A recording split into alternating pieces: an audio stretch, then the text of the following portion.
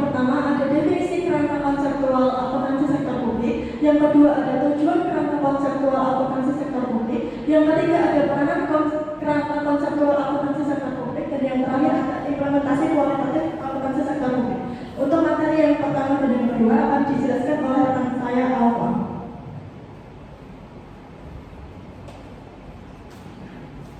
Definisi akuntansi sektor publik.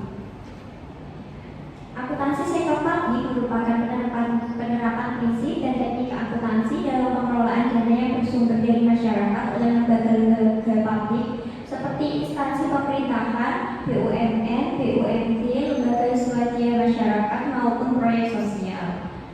Tujuan dari akuntansi sektor publik adalah untuk memastikan bahwa pengelolaan dana publik dilakukan secara transparan, akuntabel, dan dapat dipertanggungjawabkan kepada masyarakat.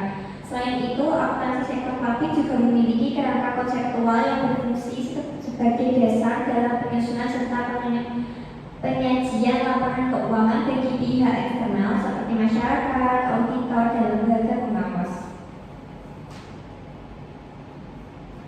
Kerangka konseptual akuntansi sektor publik.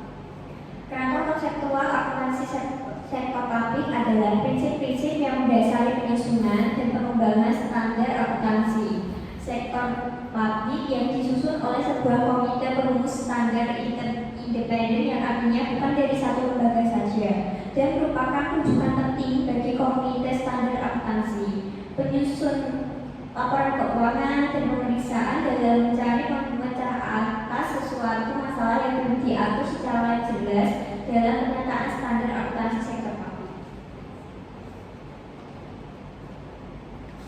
Tujuan kerangka konseptual akuntansi sektor publik. Bagi penyusun standar akuntansi sektor publik, kerangka konseptual berfungsi sebagai acuan dalam melaksanakan tugas perumusan standar. Melalui kerangka ini, penyusun standar dapat memastikan bahwa setiap kebijakan akuntansi yang ditetapkan selaras dengan tujuan pelaporan keuangan sektor publik, serta mencerminkan prinsip-prinsip transparansi, akuntabilitas, dan relevansi informasi keuangan. Yang kedua, bagi penyusun laporan keuangan, kerangka konseptual memberikan panduan ketika menghadapi situasi atau transaksi yang belum diatur secara eksplisit dalam standar akuntansi sektor publik. Dengan mengacu pada kerangka ini, penyusun laporan dapat mengambil keputusan yang konsisten dengan tujuan pelaporan keuangan dan tetap menjaga kualitas serta keandalan informasi yang disajikan. Yang ketiga, bagi pemeriksa atau auditor, kerangka konseptual menjadi dasar dalam menilai apakah laporan keuangan telah disusun sesuai dengan prinsip dan standar akuntansi sektor publik. Auditor menggunakan kerangka ini untuk memastikan bahwa laporan keuangan memberikan gambaran yang wajar mengenai posisi keuangan, hasil operasional, dan arus kas entitas publik. Yang terakhir, bagi para pengguna laporan keuangan seperti masyarakat, lembaga pengawas, atau pembuat kebijakan, kerangka konseptual berperan penting dalam membantu memahami dan menafsirkan informasi yang disajikan dalam laporan keuangan. Dengan pemahaman yang baik, pengguna dapat menilai kinerja, efisiensi, serta akuntabilitas pengelolaan keuangan publik secara lebih objektif. Materi selanjutnya akan dijelaskan oleh teman saya.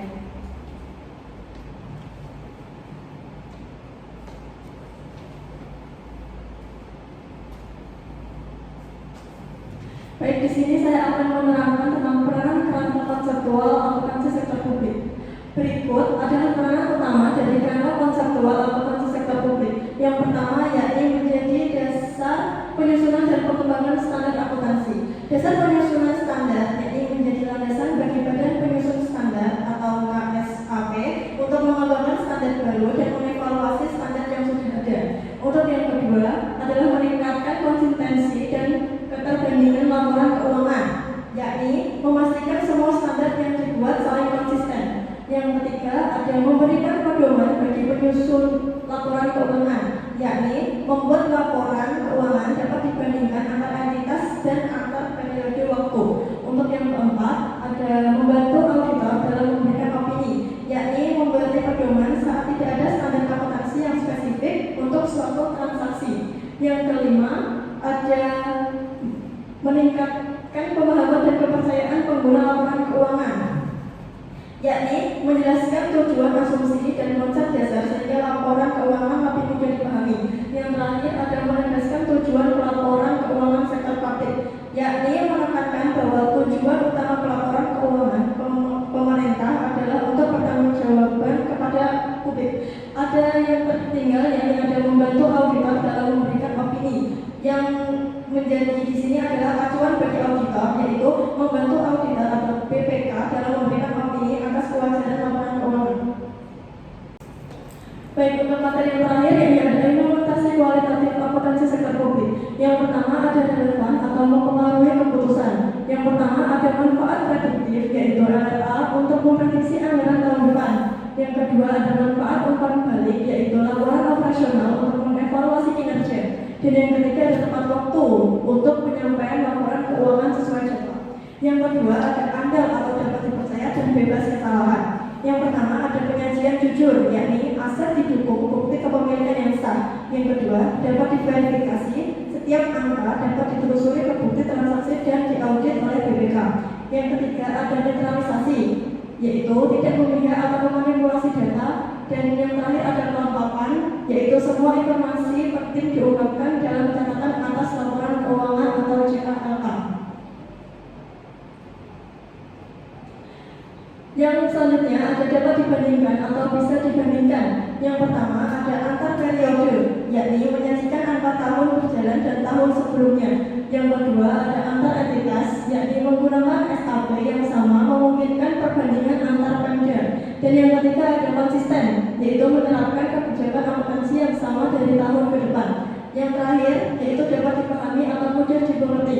Yang pertama ada struktur jelas, yaitu klasifikasi akun yang teratur atau misalnya jenis-jenis belanja. Dan yang kedua ada bahasa yang lugas, yakni menggunakan istilah yang sesuai. Dan yang terakhir ada penjelasan rinci, yaitu adanya CALK untuk menjelaskan detail angka dalam laporan.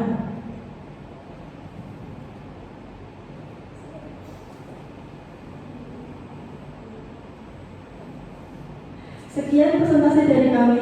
Untuk jika ada yang dipertanyakan silahkan